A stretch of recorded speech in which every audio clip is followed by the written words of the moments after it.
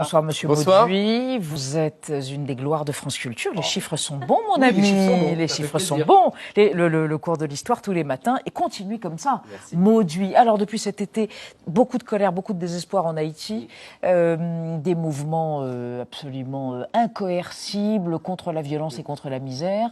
Le président, comment s'appelle-t-il? Jovenel Moïse. Les manifestants exigent sa démission. Ils ne l'ont pas encore obtenue et ils ont transformé la commémoration de l'obtention donc de l'indépendance en encore plus de violence. Et vous allez nous expliquer comment la colonisation et l'indépendance sont à l'origine de tout. Exactement. Enfin, de leur misère, en tout cas. De la misère. Vous allez voir, le 18 novembre 1803, c'est une armée d'anciens esclaves qui chasse les Français de la colonie de Saint-Domingue. En fait, cette victoire est le fruit de plusieurs années de combats, des combats menés par Toussaint Louverture, par Jacques Dessalines. Alors après cette victoire, il y a un massacre, des Blancs qui sont restés sur l'île, plusieurs milliers de victimes.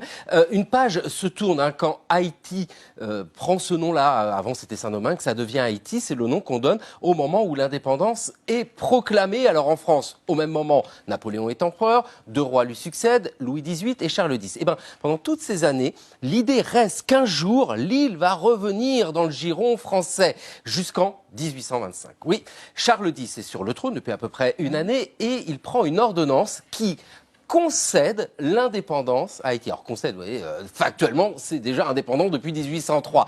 Mais dans son ordonnance, il rajoute une petite clause. Cette petite clause, c'est pour contenter les colons qui se trouvent spoliés.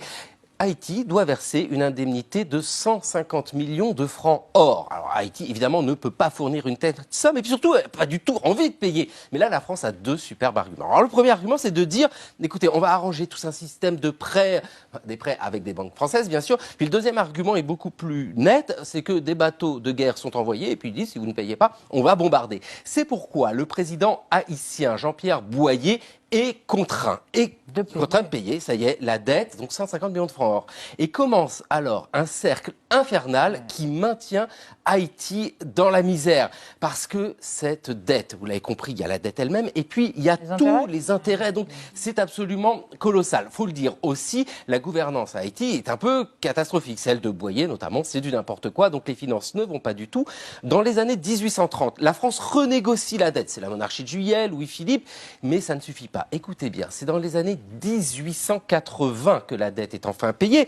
Donc l'indépendance, c'était 1803. Et les intérêts surtout, dans les années 1950 que les intérêts et les emprunts sont enfin payés. Donc vous voyez, une dette séculaire qui a maintenu Haïti, qui est une des causes qui explique cette misère persistante à Haïti. Alors bon, moi ce soir, je vous parle d'Haïti, je fais de mon mieux, mais pour parler d'Haïti, le mieux est d'écouter quelqu'un qui connaît à fond le pays, une chanteuse haïtienne, elle s'appelle Toto Bicinte.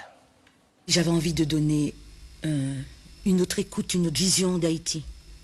Que ce ne soit pas toujours le tragique, parce qu'on sait rire aussi dans le tragique. Je vais en Haïti, le peuple souffre, mais on vit, on exulte, et on tombe, on se redresse, on continue, on crève de faim, mais ça bouge et ça bouge tout le temps. Quelle présence! Pleine d'énergie, Toto Bicinte. Waouh! Merci Xavier Mauduit.